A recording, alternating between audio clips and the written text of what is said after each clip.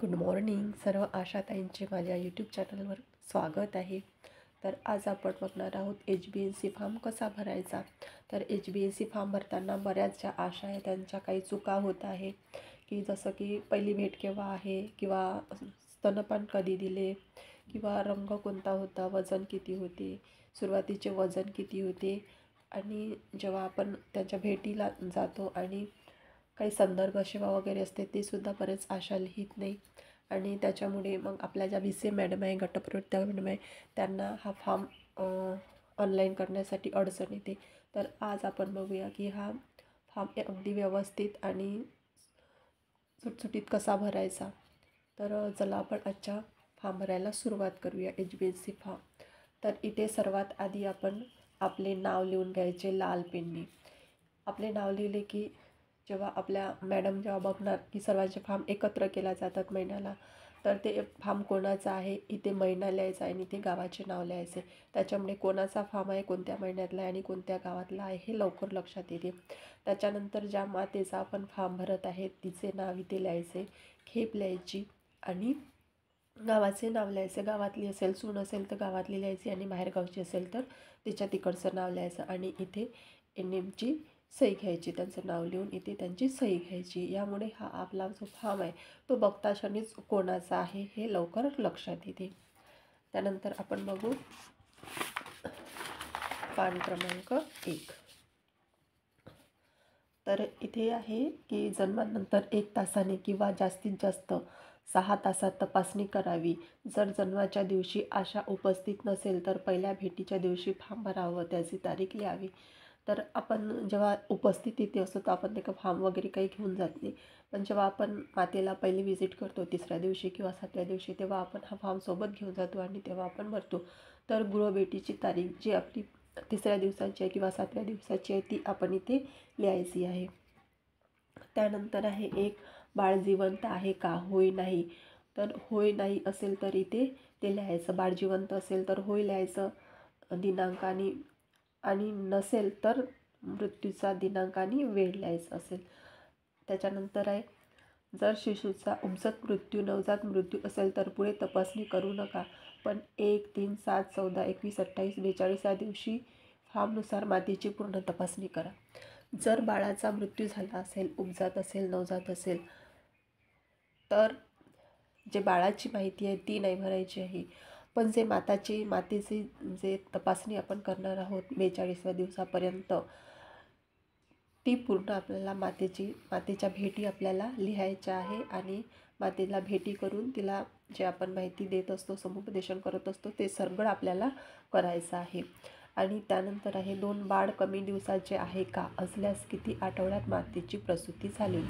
तर इथे जर बाळ आपले कमी दिवसाचे म्हणजे 9 महिन्याच्या आधी प्रसूती झाली असेल, आपल्या EDD तारखेनुसार आपण जेव्हा EDD काढतो प्रसूतीपूर्व संभाव्य तारीख आणि आधीची तारीख, तर त्या तारखेआधी असेल तरी ते आपण होय लिहायचं आणि ते तारीख पण इथे लिहायची. त्याच्यानंतर आहे 3 प्रथम तपासणीचा दिनांक. तर इथे आहे प्रथम तपासणी दिनांक. तर आपला प्रथम तपासणी दिनांक 3ऱ्या दिवशी किंवा 7व्या दिवशी येतो तर किंवा पहिल्या दिवशी. तर इथे हा दिनांक लिहायचा आणि वेळ लिहायची आणि कधी गेलो आपण, सकाळी, पहाटे, दुपारी, सायंकाळी, रात्री, जेव्हा आपण गेलो तेव्हाची ही वेळ लिहायची. सकाळी गेलो असेल तर सकाळी लिहायचं, दुपारी असेल तर दुपार लिहायची आणि किती वाजून किती मिनिटांनी हे सुद्धा इथे लिहायचं. हे सुद्धा खूप महत्त्वाची माहिती आहे की म्हणजे तुम्ही किती वाजता त्या मातेला भेट दिली, सकाळी दिली, दुपारी दिली, सायंकाळी दिली, संध्याकाळी दिली, हे इथे ही नोंदसुद्धा अतिशय महत्त्वाची आहे. इथे सुद्धा बऱ्याच अशा चुका करतात, म्हणजे वेळ लिहून घेतात पण कधी गेल्या, दुपारी, पहाटे, सकाळी, सायंकाळी, रात्री हे सुद्धा इथे लिहित नाही. तर हे सुद्धा लिहिणे खूप महत्त्वाचे आहे. त्याच्यानंतर आहे माता जिवंत आहे काय, होय नाही, नसल्यास मृत्यूचा दिनांक आणि वेळ लिहा. माता जिवंत आहे किंवा नाही हे सुद्धा इथे लिहायचं आहे, नसल्यास इथे ते सुद्धा वेळ आणि दिनांक लिहायचे आहे. त्याच्यानंतर जर मातेचा मृत्यू झाला असेल तर मातेची तपासणी करू नका. ते हे आपण जेव्हा आता वर इथे जर बाळाचा मृत्यू झाला असेल तर मातेची तपासणी करायची आहे आणि इथे म्हणते की जर मातेचा मृत्यू झाला असेल तर बाळाला तुम्हाला ह्या भेटी द्यायच्या आहे. आपल्या ज्या भेटी असतात पहिल्या दिवशी, तिसऱ्या दिवशी, 7व्या दिवशी, 14व्या दिवशी, या ज्या भेटी आहे 42 दिवसापर्यंत, या तुम्हाला पूर्ण द्यायचं आहे. त्याच्यानंतर अनुक्रमांक 5 आहे, मातेला खालीलपैकी कोणती अडचण आली? तर अत्याधिक रक्तस्राव होणे. तर आपल्या भेटीमध्ये आपण मातेला विचारायचं आहे की तिला अंगावर जात आहे का, अत्याधिक रक्तस्राव होत आहे का. ती होय म्हणत असेल तर होय लिहायचं, नाही म्हणत असेल तर नाही लिहायचं. तिला हे विचारायचं, बेशुद्ध झटके वगैरे काही येत आहे का. होय असेल तर होय, नाही असेल तर नाही लिहायचं. त्याच्यानंतर शिशूच्या जन्मानंतर प्रथम आहाराच्या रूपात शिशूला काय दिले? तर इथे आपण जेव्हा मातासभा घेत असतो तेव्हा त्यांना सांगत असतो स्तनपानाविषयी, निवड स्तनपानाविषयी आणि चीक देण्याविषयी. तर हे इथे त्या मातेला विचारायचं की काय दिलं. एखाद्या मातेला दूध नसेल तर ती त्या बाळाला वरचं दूध देते. तर अशा वेळी जे आहे ते लिहायचं. तिने जर चीक दूध दिलं असेल तर चीक दूध लिहायचं. तिने जर वरचं दूध दिलं असेल तर वरचं दूध द्यायचं. शिशूला प्रथम किती वाजता स्तनपान दिले? तर इथे किती वाजता दिले म्हणजे प्रसूती झाल्यानंतर अर्ध्या तासाच्या आत शिशूला स्तनपान करायचे आहे. तर जी वेळ आपली प्रसूतीची आहे ती वेळ आपल्या इथे अर्ध्या तासाच्या आधी तिला विचारायचं की किती वाजता स्तनपान झालं. कारण बाळाचं मातेचं जेव्हा शिजर होते तेव्हा थोडा वेळ लागू शकते. तर इथे ती वेळ लिहायची, किती वाजता स्तनपान केले. त्याच्यानंतर आहे शिशू दूध कसे प्यायला. हे सुद्धा अतिशय महत्त्वाची माहिती आहे. सहजपणे, कमजोरपणे, स्तनपानाद्वारे दूध न पिता दूध चमच्याने प्यायला, स्तनपानाद्वारे व चमच्याने दूध प्यायले नाही. तर हे केव्हा होत असते की बाळ जर 2 किलो 500 ग्रामपर्यंत असेल तर तो सहज दूध पितो. किंवा ज्या बाळाचं वजन कमी आहे, 1 किलो 900 ग्राम, 2 किलो 2 kg असं जर वजन असेल बाळाचं तर ते बाळ दूध पिऊ शकत नाही, तो कमजोर असतो. तर इथं आपल्याला कमजोरपणे लिहायचं, म्हणजे त्या बाळाचं वजन पाहून तो पेला नाही पेला. कधी कधी एखादा बाळ त्याचं वजनही चांगलं असेल तर तो पेत नाही. अशा वेळी जसं इथे लिहिला जसं पेला तो बाळ तसं इथे आपल्याला माहिती भरायची आहे.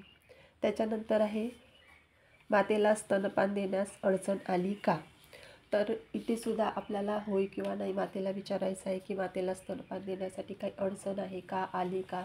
तर होय असेल तर होय लिहायचं. कारण बराचदा मातेला स्तनपान करताना अडचणी येतात. तिला बाळ व्यवस्थित पकडता येत नाही किंवा तिला टाके सिजर झाले असेल तर तिला अडचण येते. किंवा मातेच्या काही त्या निप्पल्स आहेत त्या अंदर गेलेल्या असतात, त्याच्यामुळे स्तनपान करण्यास अडचण येते. तर ह्या ज्या काही अडचणी आहेत त्या इथे आपल्याला लिहायच्या आहे. त्याच्यानंतर आपण बघू होय असल्यास अडचण इथे कोणती अडचण आली ते पण इथे लिहायचं आहे. त्याच्यानंतर आहे बाळाची तपासणी. तर शिशूचे थर्मामीटरने तापमान पहा, काखेमधून पहा आणि नोंद करा. तर इथे आपल्याला बाळाचे थर्मामीटरने तापमान मोजायचे आहे आणि जेवढे तापमान इथं आले असेल तेवढे इथे लिहायचे आहे. जर बाळाचे तापमान 95पेक्षा कमी असेल तर तो बाळ हायपोथर्मियामध्ये आहे असे समजायचे आहे आणि त्या बाळाला लगेच उपचार करायचे आहे. किंवा तो जर खूप गार पडला असेल तर संदर्भित करायचे आहे. त्याच्यानंतर आहे ते डोळे सामान्य आहे का. तर इथे सुद्धा बाळाचे डोळे आपल्याला बघायचे आहे की त्याच्या डोळ्यातून काही पू वगैरे निघत आहे का, किंवा ते खूप असे ओलसर आहे का, किंवा त्याच्या डोळ्यातून काही असे म्हणजे तिरडे कसे आहे हे आपल्याला इथे बघायचं आहे. त्याच्यानंतर जसे असेल सुजलेले आहे का, किंवा पू वाहत आहे का. काही काही मुलांच्या डोळ्यामधून पाणी वाहत असते. तर जे आपल्याला दिसते ते इथे आपल्याला इथे नोंद करायची आहे. त्यानंतर डोळ्यातून पू वाहत आहे का, सुजले आहे का, हे सुद्धा होय किंवा नाही लिहायचे आहे. त्यानंतर नाभी नाळीतून रक्त निघत आहे का. तर हे सुद्धा आपल्याला त्या बाळाची नाभी पाहायची आहे, नाळ पाहायची आहे. काही काही लोक काय करतात की घरी गेल्यानंतर त्याला हळद लावणार, शेकणार. तर हे जे जुने लोक आहे ते अजूनही करतात. तर इथे आपल्याला हे सुद्धा बघायचं आहे की त्याच्या नाळेतून रक्त वगैरे निघत आहे का, हे सुद्धा आपल्याला बघून होय किंवा नाही लिहायचं. नसेल तर नाही, होय तर होय. आणि त्यांना सांगायचं की या नाळेला तुम्ही काहीही लावायचं नाही. त्यानंतर जर प्रश्न क्रमांक 3 मध्ये होय आल्यास आशा आरोग्य सेविका TBS यांनी कोणत्या स्वच्छ दोराने परत बांधावे.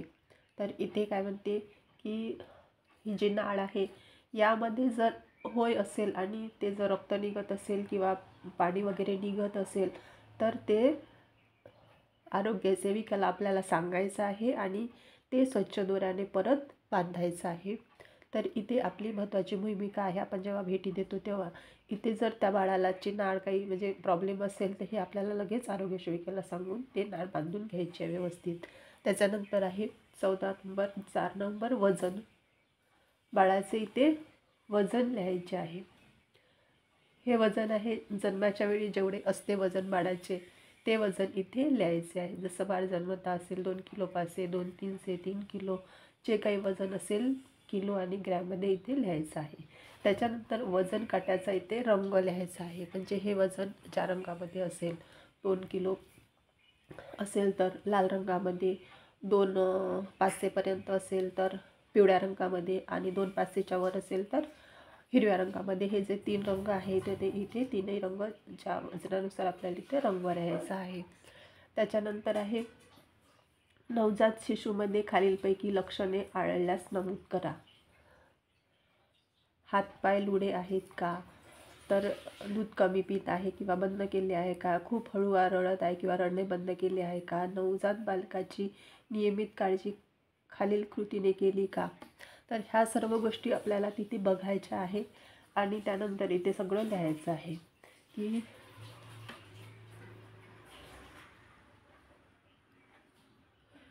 सर्व लिहायचं आहे आपल्याला. हे हातपाय लुळे आहे काय, हो असेल तर होय, नाही असेल तर नाही. दूध कमी पित आहे किंवा बंद केलं आहे, हो असेल तर होय, नाही असेल तर नाही. तर हे सर्व गोष्टी इथे आपल्याला आणि लिहायचे आहेत. तसेच नवजात बालकाला कोरडे केले काय, तर इथे सुद्धा आपल्याला लिहायचं आहे. कारण बाळ जेव्हा दवाखान्यात असते तेव्हा बालकाला लगेच कोरडे केले जाते. तिथल्या ज्या सिस्टर असतात त्या बाळाला कोरडं करतात. त्यानंतर नवजात बालकास उबदार ठेवणे, अंघोळ न घालणे, नवजात बालकास कपड्यात गुंडाळणे, मातेजवळ ठेवणे, ह्या सर्व क्रिया दवाखान्यात करत असतो. आपण सोबत असेल तर आपण करतो. तर इथे सुद्धा आपल्याला होय लिहायचं आहे. त्यानंतर आहे नवजात बालकास निव्वळ आईचे दूध पाजले का. तर इथे आपल्याला आपण जर सोबत असेल तर आपल्याला माहीतच असते की आपण बाळाला निव्वळ दूध दिले आहे किंवा मातेला जर दूध नसेल तर वरचे दूध दिले आहे. जे काही असेल ते इथे आपण लिहायचे आहे. किंवा आपण जर सोबत नसेल तर मातेला विचारायचे आहे की मातेने तिचे दूध दिले की वरचे दूध दिले, काय दिले, हे सगळं इथे लिहायचं आहे. त्यांना हे सांगायचं आहे की सहन आणि पाणी वगैरे काहीही पाजायचे नाही. त्याच्यानंतर आहे शिशूमध्ये काही व्यंग दिसत आहे का.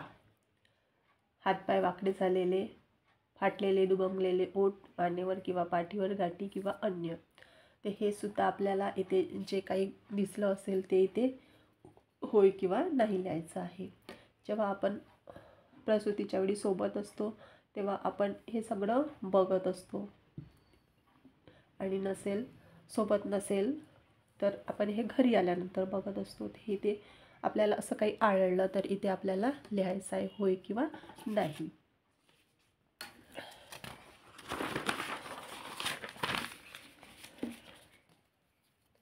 त्याच्यानंतर होय असल्यास खालीलपैकी कोणते व्यंग आढळले. इथे जर होय असेल त्या ठिकाणी तर आपल्याला काय आढळलं, हातपाय लोळे आढळले, काय आढळलं, हे सर्व इथे लिहायचं आहे. आणि हे जर असेल तर आपल्याला बाळाला संदर्भित करायचं आहे. त्याच्यानंतर आहे गृहभेटीचा नमुना, माता व नवजात बालकाची तपासणी. तर इथे आहे आशाच्या भेटीची तारीख. प्रसूती घरी झाली असेल तर पहिल्या दिवशी, तिसऱ्या दिवशी, 7व्या दिवशी आणि जर दवाखान्यात झाली असेल तर तिसऱ्या दिवशी 7व्या दिवशी ह्या जर भेटीच्या तारखा आहे ते आपल्याला लिहून घ्यायचे आहे. तिसऱ्या दिवशी भेट दिली त्या दिवशीची, 7व्या दिवशी भेट दिली त्या दिवशीची, 14व्या दिवशी भेट दिली त्या दिवशीची, 21व्या दिवशी भेट दिली त्या दिवशीची, 28व्या दिवशी आणि 42 दिवशी म्हणजे तारखा आपल्याला इथे व्यवस्थित लिहायच्या आहे. त्याच्यानंतर आहे बाळ जिवंत आहे का, होय नाही. तर इथे ज्या ज्या भेटीमध्ये आपण जात आहे त्या त्या भेटीमध्ये ही सर्व आपल्याला माहिती इथे व्यवस्थित भरायची आहे इथे. त्याच्यानंतर आहे शिशूचा मृत्यू झाला असेल तर पुढे तपासणी करू नका, पण मातेची आपल्याला तपासणी करायची आहे. आपण वरती पण पाहिलं की या दोन्ही गोष्टी, बाळाचा जर मृत्यू झाला असेल तर मातेची तपासणी करायची आहे आणि मातेचा मृत्यू झाला असेल तर बाळालासुद्धा विजिट करायची आहे. त्याच्यानंतर आहे माता 24 तासात किती वेळा जेवण करते. तर आपल्याला मातेला हे समुपदेशन करायचं आहे की तिने 24 तासामध्ये 4 वेळा जेवण केलं पाहिजे. तर प्रत्येक भेटीमध्ये आपल्याला हे लिहायचं आहे की ती 4 वेळा जेवण करत आहे. तिसऱ्या दिवशी, 7व्या दिवशी, 14व्या दिवशी, 21व्या दिवशी, 28व्या दिवशी आणि 42व्या दिवशी. तर तिला 4 वेळा जेवण करायचंच आहे, कारण तिला बाळाला दूध पाजायचं आहे. ती जर जेवणार नाही तर तिचं जे दूध आहे ते तिला येणार नाही आणि तिला स्तनपान करताना अडचण जाईल. अशा वेळी बाळाचं वजन वाढणार नाही आणि तीसुद्धा अशक्त होईल. त्याच्यानंतर आहे रक्तस्राव. एका दिवसात माता किती वेळा घड्या किंवा पॅड घेते. तर हे सुद्धा मातेला विचारायचं आहे की तिच्या अंगावर जात किती, कसं जात आहे, किती घड्या बदलते ती, 4 बदलते, 5 बदलते, 6 बदलते. ती जर सांगत असेल की मी 4 घड्या घेते तर तिला सांगायचं की ठीक आहे 4 घड्या ओके आहे. पण ती जर सांगत असेल की मला 4पेक्षा जास्त घड्या घ्यावं लागत आहे तर तिच्या अंगावर जास्त जात आहे. तर अशावेळी तिला आपण दवाखान्यात जाण्याचा सल्ला द्यायचा आणि तिला संदर्भित करायचं. त्यानंतर आहे बाळंतपणानंतर शिशूला उबदार ठेवले जाते का, मातेच्या जवळ त्वचा संपर्क पद्धतीने ठेवले जाते, गुंडाळून व्यवस्थित ठेवणे. तर इथे सुद्धा आपल्याला, आपण जेव्हा गृहभेटी करतो तर आपल्याला बाळ गुंडाळून दाखवायचे आहे मातेला की या पद्धतीने बाळाला गुंडाळून ठेवायचे. त्याचे पूर्ण डोके, कान, पूर्ण शरीर झाकले असले पाहिजे, पायसुद्धा झाकले असले पाहिजे. आणि प्रत्येक भेटीमध्ये आपल्याला तिला बाळाला गुंडाळून दाखवायचे आणि तिला सांगायचे आहे की असेच बाळ गुंडाळून ठेवायचे आहे आणि ते सुद्धा इथे आपल्याला होय लिहायचे आहे. प्रत्येक भेटीमध्ये आपल्याला इथे होय होय लिहायचे आहे. त्यानंतर आहे शिशूला व्यवस्थितरित्या स्तनपान केले जाते का, भूक लागेल तेव्हा किंवा 24 तासातून कमीत कमी 10 ते 12 वेळा. तर हे सुद्धा आपण प्रत्येक भेटीमध्ये मातेला सांगत असतो की त्याने बाळाला कसे स्तनपान करायचे, किती वेळा करायचे, वरचे काही पाजायचे नाही, फक्त बाळाला निव्वळ स्तनपान करायचे. तर इथे सुद्धा आपल्याला होय होय होय होय प्रत्येक भेटीमध्ये होय लिहायचे आहे. आणि एखाद्या वेळेस मातेला दूध कमी असेल किंवा तिला व्यवस्थित स्तनपान करता येत नसेल, पहिली माता असेल पहिल्या खेपेची, तर तिला खूप दिवस बाळाला असं पकडता पण येत नाही.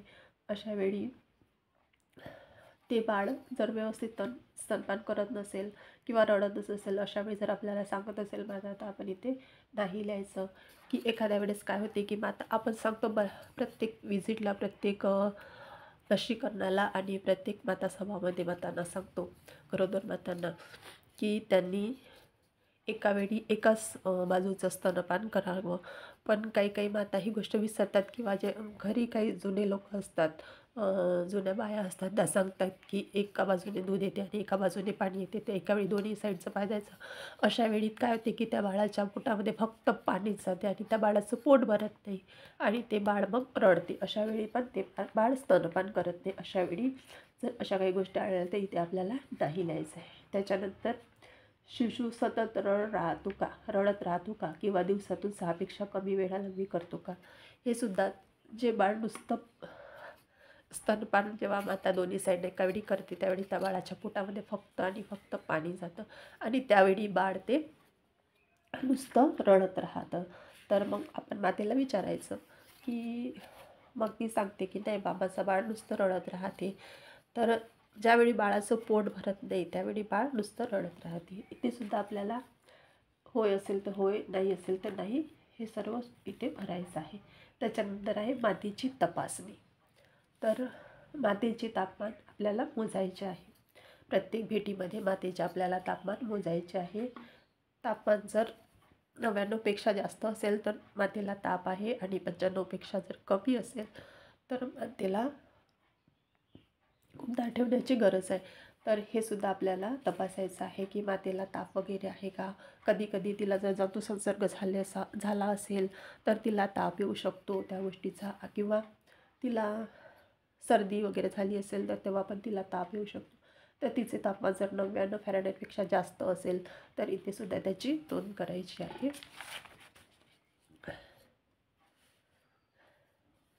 त्याच्यानंतर दुर्गंधयुक्त स्राव आणि 100 डिग्री फॅरेनहाइटपेक्षा ताप जास्त आहे का. तर हे आपण आताच बघितलं की तिला जर दुर्गंधयुक्त स्राव होत असेल तर तिला जंतुसंसर्ग झाला आहे आणि तिला या गोष्टीचा ताप येऊ शकतो. तर इथे सुद्धा आपल्याला होय होय लिहायचं आहे. आणि ती तापामध्ये जर अशी बडबड करत असेल किंवा तिला झटके येत असेल तर अशा वेळीसुद्धा इथे होय करून आपल्याला तिला संदर्भित करायचं आहे लगेच. त्याच्यानंतर आहे प्रसूतीनंतर मातेला दूध येत नाही किंवा दूध कमी आहे असे मातेला वाटते का. तर असे जर असेल तर आपण प्रत्येक भेटीत विचारतो मातेला की दूध येते का, बाळ पिते का, किती दूध येते, बाळाचे पोट भरते का. तर माता सांगते आपल्याला की नाही मला दूध नाही आहे किंवा येत नाही. अशा वेळीसुद्धा आपण तिला इथे होय करून संदर्भित करायचं आहे. स्तनाला चिरा पडणे, दुखणे किंवा स्तनात गाठ येणे. तर हे सुद्धा आपल्याला मातेला विचारायचं आहे प्रत्येक भेटीमध्ये. स्तनाला चिरा पडले आहे का, दुखत आहे किंवा स्तनात गाठ आहे का. जेव्हा दूध सुरुवातीला बाळाची भूक कमी असते तर अशा वेळी त्याचं पोट लवकर भरते तर मग बाळाच्या जे स्तन आहे ते मातेचे त्यामध्ये गाठी पकडतात. तर अशा वेळी मातेला सांगायचं की ते दूध कापडावर काढून घ्यायचं आणि पाण्यामध्ये हे वाहून टाकायचं. तर अशा वेळी मातेला विचारायचं आणि तिने जर म्हटलं की गाठ वगैरे आहे तर तिला ते मालिश करायला सांगायचं. किंवा आपल्याला इथे जर हो असेल तर हो लिहायचं आणि ते दुधाच्या गाठी पकडू नये म्हणून दूध काढून टाकायला सांगायचं मातेला. त्यानंतर आहे नवजात बालकाची तपासणी. बाळाला तपासण्यापूर्वी आशाने हात साबण व पाण्याने स्वच्छ धुवावे. तर हे आपण जेव्हा त्या मातेच्या घरी जात असतो HbA1c विजिटला तेव्हा आपण सुरुवातीलाच आपलं साहित्य काढून आपले हात 6 पद्धतीने धुत असतो आणि घरच्या लोकांनाही ते हात धुण्यासाठी आपण सांगत असतो की बाळाला घेताना या 6 पद्धतीने हात धुवायचे आहे. नंतर आपण तपासणी करू. डोळे सुजलेले आहे का किंवा पू भरलेला आहे का. तर हे आपण बघायचं आहे प्रत्येक भेटीमध्ये की बाळाचे डोळे सुजलेले आहे का, बाळाच्या डोळ्यामध्ये पू आहे का. हो असेल तर होय, नाही असेल तर नाही. प्रत्येक भेटीमध्ये इथे आपल्याला होय नाही असं, म्हणजे होय असेल तर होय, नाही असेल तर नाही असं प्रत्येक भेटीत आपल्याला हे लिहायचं आहे.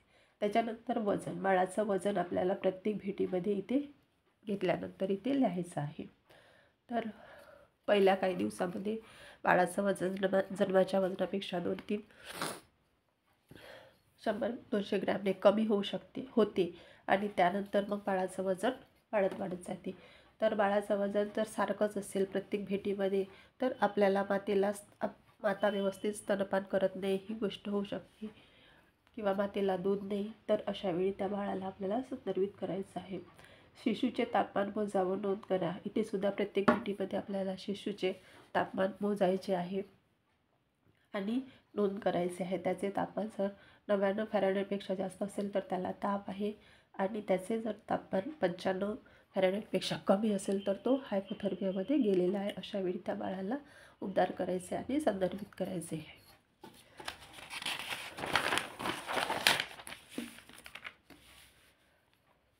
त्यानंतर आहे डोळ्यात किंवा त्वचेत पिवळेपणा आहे का. म्हणजे त्याचे डोळे पण आपण जेव्हा HbA1c विजिट करतो तेव्हा त्या बाळाची पूर्ण आपल्याला तपासणी करायची आहे की त्याचे डोळे पिवळे आहे का, तो थंडा पडले आहे का, त्याची नाळ कशी आहे, सगळ्या गोष्टी आपल्याला पाहायच्या आहे. तर तेव्हा डोळे आपण त्याला बघतो तेव्हा पहिल्या भेटीत, दुसऱ्या भेटीत, जेव्हा आपण भेट करतो आपल्या भेटीमध्ये ते बघायचं आहे. असेल तर होय, नसेल तर नाही. बाळाला BCG लस दिली आहे का. तर बाळाला BCG लस जन्मल्याबरोबरच तिथे दवाखान्यात दिली जाते. एखाद्या वेळेसच दिली जात नाही, तर इथे दिली असेल तर होय लिहायचे, नसेल तर नाही लिहायचं. त्याच्यानंतर पोलिओ, जन्मता जो 0 पोलिओ असतो तो पण दिला की नाही दिला तो पण इथे लिहायचा. बाळाला हेपॅटायटिस बीची लस दिली का, ती पण हो किंवा नाही असं लिहायचं. त्याच्यानंतर माता व नवजात बालकाला संदर्भ सेवा. तर इथे काय म्हणते, नवजात बालकाला संदर्भित केले का, होय किंवा नाही. जर केले असेल तर तारीख व संस्थेचे नाव. मातेला संदर्भित केले काय, होय किंवा नाही. जर केले असेल तर तारीख आणि संस्थेचे नाव. तर इथे आता आपण वर बघितले की माताला काही त्रास आहे का, बाळाला काही त्रास आहे का. तर तिला ताप असेल किंवा बाळाला त्राप असेल, सर्दी असेल, खोकला असेल किंवा जंतुसंसर्ग झाला असेल, अशा वेळी त्या भेटीमध्ये जर त्या बाळाला किंवा आईला दवाखान्यात गेली असेल, संदर्भित केले असेल किंवा उपकेंद्रात आपण संदर्भित केले असेल, तर तिथे ती तारीख आणि कुठे संदर्भित केले. उपकेंद्रात केले असेल तर उपकेंद्रात लिहायचे, दवाखान्यात केले असेल तर दवाखान्यात, दोघांचे पण लिहायचे, माताचं आणि बाळाचं. तर ही सुद्धा माहिती भरणे अतिशय आवश्यक आहे. तर आपण जेवढ्या वेळास भेटी देतो 6 महिन्यापर्यंत, 42 दिवसापर्यंत, तर या 42 दिवसापर्यंत माता किंवा बाळाला होऊ शकते, सर्दी होऊ शकते, ताप येऊ शकते. तर अशावेळी ही माहिती पण आपण इथे भरायची आहे. त्याच्यानंतर जंतुसंसर्ग निदानाचे प्रपत्र. खालील जंतुसंसर्गाची लक्षणे बघा, असल्यास होय किंवा नाही लिहा. तर इथे भेटीची तारीख आणि इथे भेटीची तारीख लिहायची आहे आपल्या, 3ऱ्या दिवसाची, 7व्या दिवसाची, प्रत्येक तारखा व्यवस्थित इथे लिहायचं आहे. त्याच्यानंतर हातपाय लुडे आहेत काय, दूध कमी पित आहे का, खूप हळू रडत आहे का, पोट फुगले आहे का, मातेची तक्रार वारंवार थंड पडते, छाती आत ओढली जाणे, श्वसनाचा दर 60पेक्षा कमी, डोळ्यात पू होणे. तर हे सर्व बाळाविषयी आहे. तर आपल्याला हे प्रत्येक भेटीमध्ये आपल्याला हे बघायचं आहे की बाळाचे हातपाय लुडे आहेत का, दूध कमी पित आहे का, हळूवार रडत आहे काय, पोट फुगले आहे का, मातेची तक्रार, बाळ थंड पडलं आहे काय, छाती आत ओढली जाते आहे, श्वसनाचा दर आणि नाळेत. तर ह्या प्रत्येक गोष्टी आपण प्रत्येक भेटीमध्ये बघायच्या आहे, मातेला विचारायच्या आहे, बाळाला बघायचं आहे आणि प्रत्येक भेटीमध्ये हे लिहायचं आहे. होय असेल तर होय, नाही असेल तर नाही. तर अशा प्रकारे हे 8पर्यंत आपल्याला पूर्ण प्रत्येक भेटीमध्ये लिहायचं आहे. त्याच्यानंतर इथे आहे पर्यवेक्षकाची नोंद आणि इथे नाव लिहायचं आहे. आशाचं नाव, इथे आपलं नाव येणार, आपल्या इथे गटप्रवर्तकांचं नाव येणार आणि इथे ज्या एनएम आहे त्यांचं नाव आणि इथे त्यांच्या सह्या. इथे आपली सही, इथे आपल्या गटप्रवर्तक मॅडमची सही, इथे एनएम ताईंची सही. इथे पूर्ण नाव लिहून, काही फॉर्म भरताना हे सुद्धा सुटल्या जाते. इथे आपण नाव लिहून घेतो पण इथे त्यांच्या सह्या घेत नाही किंवा आपली पण सही करत नाही. तर हे सुद्धा आपल्याला काळजीपूर्वक बघून वाचून इथे नावं लिहून घ्यायची आणि इथे आपल्या सह्या करायच्या आहे. त्याच्यानंतर आहे आपलं शेवटचं पान. तर हे सुद्धा, इथे सुद्धा सर्व अतिशय महत्त्वाची माहिती आपल्याला भरून घ्यायची आहे. मातेच्या नवजात बालकाच्या भेटीसाठी गृहभेटी कार्ड आशांनी भरावयाचे व संदर्भ म्हणून जतन करायचे आहे. तर इथे गावाचे नाव लिहायचे आहे, आपल्या गावाचे नाव, उपकेंद्राचे नाव, तालुका, आईचे नाव, ज्या मातेची आपण तपासणी करणार आहोत UIC भेटीमध्ये त्या मातेचे नाव, वडिलाचे नाव आणि आशाचे नाव, येथे आपले नाव. त्यानंतर बाळाचा जन्माचा दिनांक लिहायचा, कुठे झाला जन्म, घरी, दवाखान्यात, मुलगा मुलगी, हे सुद्धा इथे नमूद करायचे. त्याच्यानंतर प्रसूती, सामान्य, सिझर, नॉर्मल कशी झाली ते इथे लिहायचं. बाळाचा मृत्यू झाला असेल, उपजन की नाही, होय असं काही जे असेल ते इथे लिहायचं. आणि स्तनपान कधी सुरू केलं, 1 तासाच्या आत, 1 तासाने, 4 तासाच्या आत, जे काही असेल ते इथे नमूद करायचं. त्यानंतर आईला बाळाला सुट्टी केव्हा झाली ते इथे डिस्चार्ज कार्ड, म्हणजे डिस्चार्ज जेव्हा होते ते इथे तारीख लिहायची. त्याच्यानंतर जन्माच्या वेळी बाळाचे वजन किती होते ते इथे लिहायचे. त्याच्यानंतर RCS क्रमांक हा तर आलेला नसतो. त्यानंतर इथे दिनांक लिहायचा, ज्या तारखेला आपण फॉर्म देत आहे PSCला आपल्या मीटिंगच्या दिवशी ती तारीख इथे लिहायची. त्याच्यानंतर वरीलप्रमाणेच इथे पण खाली सर्व भरून घ्यायचं, जे वर माहिती लिहिली तेच इथे खाली पण भरून घ्यायचे. अशा प्रकारे आपल्याला हा HBSC फॉर्म भरून घ्यायचा आहे.